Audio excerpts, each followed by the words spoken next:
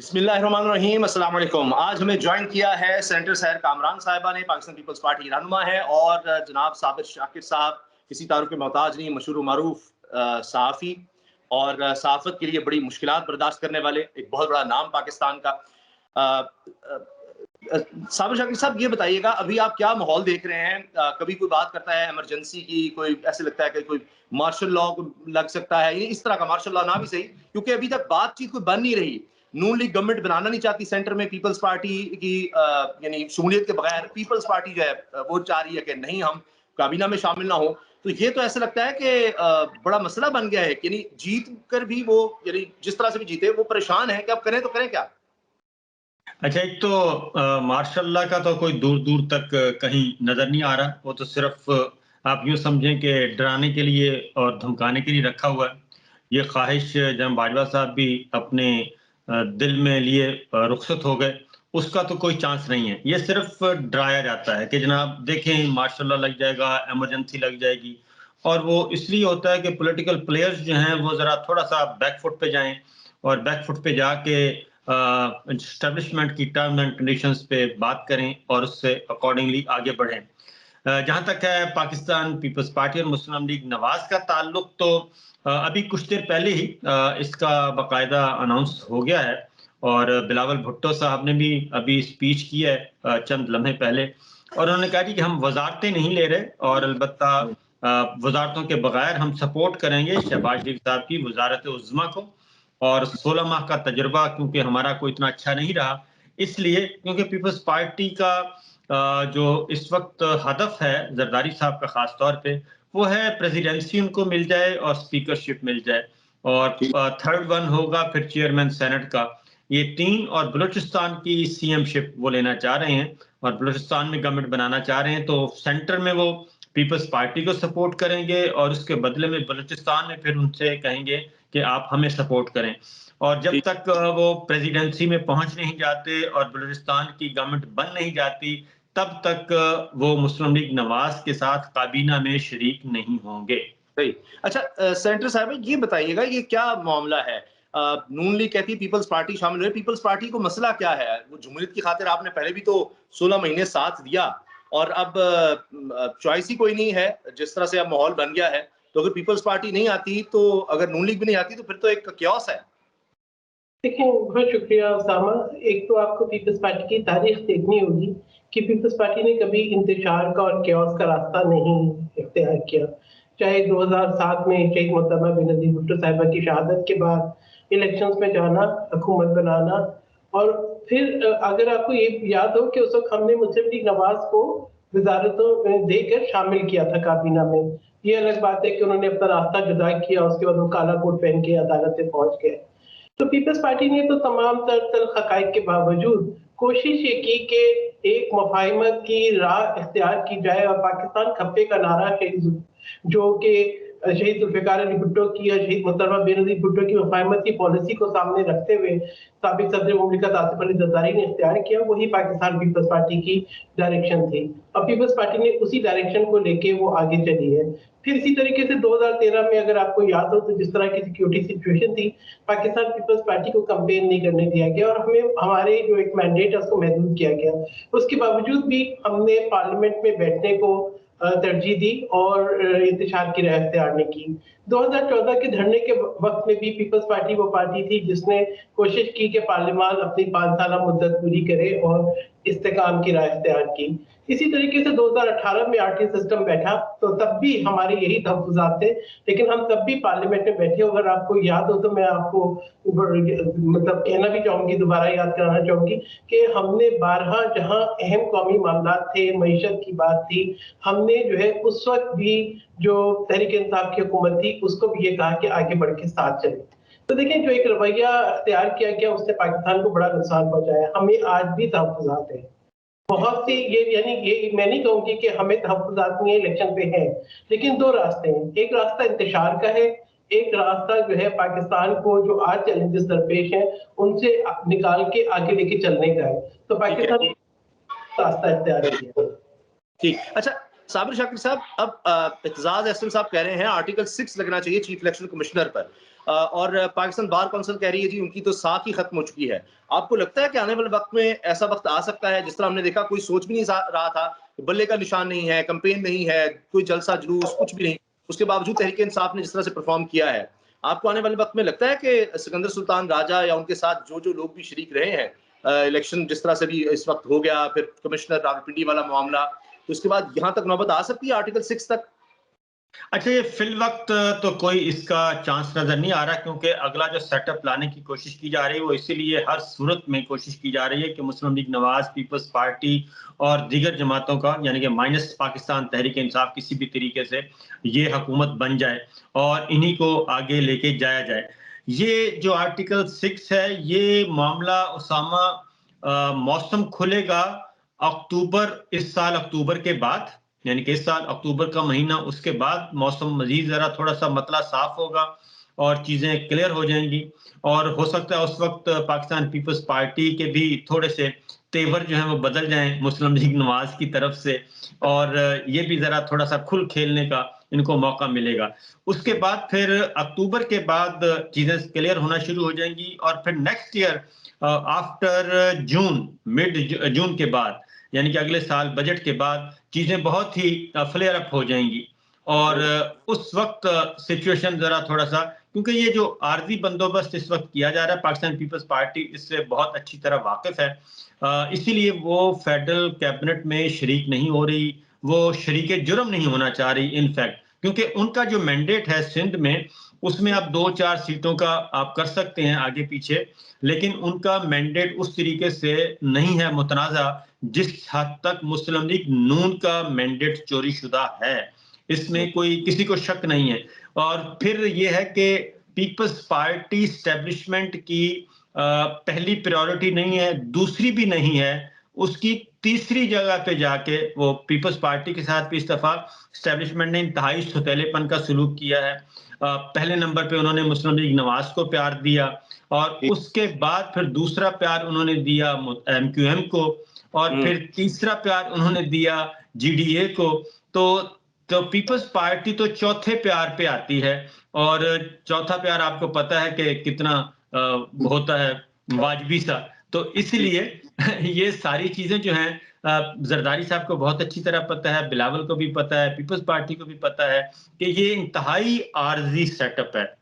और देखें, chief commissioner सिर्फ पिंडी बोले हैं, कमिश्नर पिंडी बोले हैं, सिर्फ एक कमिश्नर बोला है, और 13 सीटें कौमी असेंबली की और 30 सीटें सूबाई असेंबली की, वो उसने साबित कर दिया कि ये जाली है। आप जरा सोचें कि जिस दिन कमिश्नर कराची बोलेंगे तो उसके बाद क्या होगा, क्योंकि कमिश्नर कराची अगर बोल पड़ते हैं तो मामला खत्म हो जाएगा।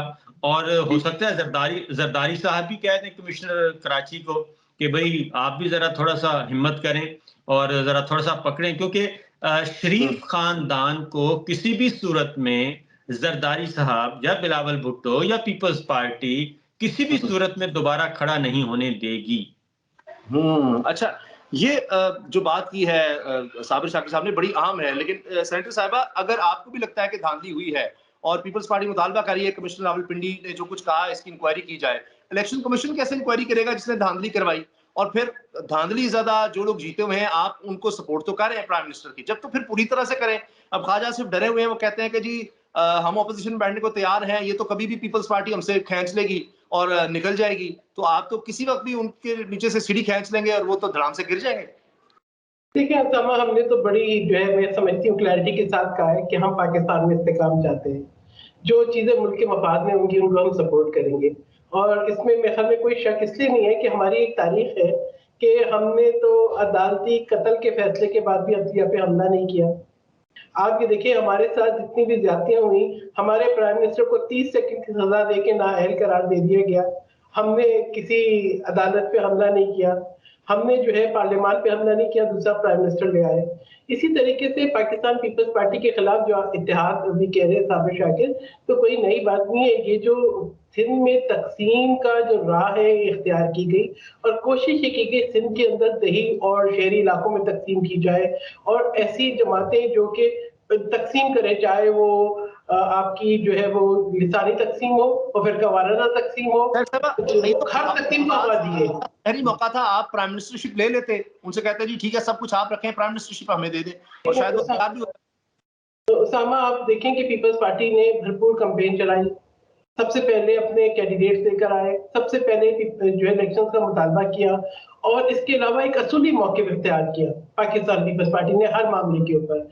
और एक भरपूर कैंपेन चलाने के बाद जब हम इलेक्शन में गए, अगर हमें वो नंबर नहीं मिले तो हम क्या, आप क्या चाहते हैं कि हम भी आज पाकिस्तान को बंद करके बैठ जाएं? जो हमारी मईशत की हालत है, जो हमारे इंस्टेबिलिटी है, उसका नताइज कौन भुगतेगा? उसको तो पाकिस्तान के अवाम भुगतेंगे ना। बिलावल साहब को प्राइम मिनिस्टर बनाने का कह रहा हूं, अगर आप ये शर्त रखिए। जी, मैं यही बता रही हूँ कि अगर हमारे पास वो नंबर होता, हम चले ठीक है, तो हम तो जरूर, हमारे तो कैंडिडेट बिलावल भुट्टो जरदारी थे, और हम ये समझते हैं कि पाकिस्तान को आज जो है एक नौजवान और ऐसी क़यादत की जरूरत है जो मुल्क के मफाद में फैसला कर सके। आप अभी जो साबिर शाकिर कह रहे थे बिलावल भुट्टो की तकरीर का, तो आप देखें उन्होंने क्या कहा है। उन्होंने ये कहा है कि आज पाकिस्तान को जरूरत है, तो हम वजारतें नहीं लेंगे, लेकिन पाकिस्तान के लिए पार्लियामान में जा रहे हैं। और ये पहली बार नहीं है, ये पहली बार नहीं है। हमने पाकिस्तान के लिए हमेशा, चाहे हमारे साथ कितनी ज्यादती हुई हो, हमने जो है ना कोशिश की है कि इस्तेकाम रहे। और अब जो हमारे पास वजारतें थी, उनके अंदर हमने तो बहुत परफॉर्म किया।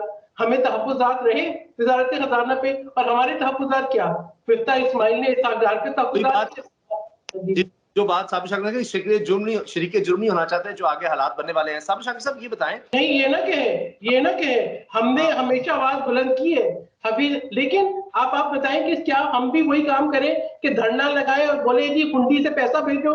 क्या हम भी ये करें कि पाकिस्तान को ब्लॉक कर दें? क्या हम भी ये बोलें कि जी IMF के आगे जो हम वायलेशन कर दें? तो आप अदालत, अगर आप समझ है, आप अदालत तो जा सकते हैं, पीपल्स पार्टी की तरफ से अदालत चले जाएं ना। ये बात, इसमें क्लैरिटी है कि हम जो है जो मुतलका फोरम्स हैं, हम जरूर जाएंगे, हम तमाम अपने एविडेंसेस कलेक्ट कर रहे हैं। वी वुड गो, हम अपना हक नहीं छोड़ेंगे, अपना हक इस्तेमाल करेंगे। मैंने देखा कादर मंदोखिल साहब तो चले गए थे, उन्होंने सारे बक्से भी जनाब गिरा दिए, बॉक्सेस, और बड़ा गुस्से में थे। साबिर शाकिर साहब ये फरमाइएगा कि क्यों नहीं पीपल्स पार्टी के साथ तहरीक इंसाफ चली गई? अब रूफ क्लासा साहब ने अच्छी बात की कि नून लीग के पास मौका था, जिस तरह अभी सैर साहब फरमा रही है कि जी हमारा तो मैंडेट ही नहीं है। यही बात नून लीग मान जाती, अभी मियां जवेद लतीफ भी कह रहे हैं जी मेरे तो मैंडेट नहीं मिला। तो जब नहीं मिला था तो ये अब ना मसला करते, उसी रात को मान जाते कि जी हमें शिकस्त हो गई है, तो आज ये हालात ना होते, उनकी भी इज्जत बच जाती और फिर मामला बेहतर होते शायद, मुल्क के भी। और तहरीक इंसाफ को मैंडेट मिला है, मुश्किल हालात है, उनको भी कोई आसान ना होता परफॉर्म करना। ये तो अब ऐसे लगता है कि इस वक्त इमरान खान की मौज लगी हुई है, जेल में वो है, लेकिन सारा कुछ उनके इर्द गिर्द घूम रहा है। अब पता नहीं उनकी रिहाई कब होती है, कब माहौल बेहतर होता है, लेकिन जिस तरह से हुकूमत अब बनाने की कोशिश हो रही है, लगता नहीं है स्टेबिलिटी आएगी। नहीं, स्टेबिलिटी तो आ नहीं सकती, और इसीलिए पाकिस्तान पीपल्स पार्टी जो है वो शहर कामरान मेरा ख्याल है सही नहीं समझी, वो इस धांधली ज़दा हुकूमत का हिस्सा बनने के जुर्म में शरीक नहीं होना चाहते जरदारी साहब। वो वोट तो दे रहे हैं, वो वोट देंगे, लेकिन वो वोट देने के बाद काबीना में नहीं आएंगे, और वो कभी भी ये नहीं कहेंगे कि हम हुकूमत का हिस्सा हैं या हमारे वजीर हैं। वो जितना भी मलबा गिरेगा, वो सारे का सारा नून लीग पे गिरेगा। और दूसरा ये है कि ये सीटें जो हैं, ये अल्टीमेट वापस होनी है। ये सीटें वापस होनी हैं और एक प्रोसेस के तहत वापस हो जाएंगी। तो अक्टूबर जो है वो बड़ा है, अक्टूबर के महीने के बाद मतला साफ होगा, और अक्टूबर में एक इम्पोर्टेंट डेवलपमेंट होगी, जिसके नतीजे में फिर कुछ चीजें, कुछ अच्छे फैसले आना शुरू हो जाएंगे। और जरदारी साहब, पीपल्स पार्टी बहुत समझदार है, उनको भी पता है कि ये जो मैंडेट चोरी किया गया है पंजाब में, वो खास तौर पे मुस्लिम लीग नवाज के लिए किया गया है। नदीम अफजल चंद सब बता चुके हैं, कमर जमान कायरा बता चुके हैं, वो सब बता चुके हैं कि भाई यह पंजाब में तो कोई सूरत हाल थी ही नहीं। आपको तो इतना पाकिस्तान या दुनिया भर में पाकिस्तानी सुनते हैं, ये जिस तरह आपने अक्टूबर की बात की, इमरान खान साहब की रिहाई का क्या होगा? क्योंकि बिलावल बड़ा नरम गोशा रखते हैं कारकुनों के लिए, अगर वो सपोर्ट कर रहे हैं फर्ज कीजिए शहबाज शरीफ साहब को या नून लीग को, तो क्या वो इसी तरह से मामला जो चलते रहे हैं उस तरह चलने देंगे, या वो कहेंगे कि भाई बस बहुत हो गया, ये पकड़ दकड़ अब छोड़ दें? और क्या कोई रिहाई भी हो सकती है इमरान खान साहब की इस वक्त में? देखिए उनकी इमरान खान साहब का जो मुकदमा है, आपको पता है कि ये पॉलिटिकल है और इंतहाई इंतहाई फरसूदा तरीके से उनको सजाएं सुनाई गई हैं और यकतरफा तौर पे सजाएं सुनाई हैं। ये इनकी ये भी चीजें जो हैं, इमरान खान साहब की रिहाई जो है वो मुझे नहीं समझ आ रही कि कोई बहुत ज्यादा देर तक वो उसको जेल में रखा जा सकेगा उन्हें। हो सकता है कि आइंदा, मेरा ख्याल है कि अभी फौरी तौर पे शायद ना हो, लेकिन 2 महीने के अंदर-अंदर उनकी रिहाई मुमकिन है। उनकी रिहाई ये करेंगे, गवर्नमेंट बन जाए, हुकूमत साज़ी के बाद उनकी रिहाई को मुमकिन बनाया जा सकेगा। उस वक़्त तक ये फ़िलहाल उसको नहीं छेड़ेंगे, क्योंकि ये सिर्फ़ नून लीग का मसला नहीं है। नून लीग के साथ-साथ मुझे नहीं पता कि आप कितनी बर्दाश्त कर लेंगे आज़ादी सहाफ़त। इस वक़्त मैं कितनी गुफ्तगू करूँ तो नहीं सर, देर हो जाएगी। बस जितनी, हाँ, इतना ही, हाँ सर, इतनी बर्दाश्त कर सकते हैं, क्योंकि आजकल मैं भी छुट्टियों पर हूँ हाँ, मुझे और पता है। जी, जी, तो इसलिए अब तो आप जितना कर लिए इतना ही सर काफ़ी है। चलिए सर, अल्लाह ताला आपको हिफ्ज़-ओ-अमान में रखे। सेनेटर साहब, सेनेटर कामरान साहिबा, बहुत-बहुत शुक्रिया आपका। साबिर शाकिर साहब, आपका बहुत शुक्रिया। इंशाल्लाह आगे भी आपको तंग करते रहेंगे। बड़ी मेहरबानी। Thank you so much sir.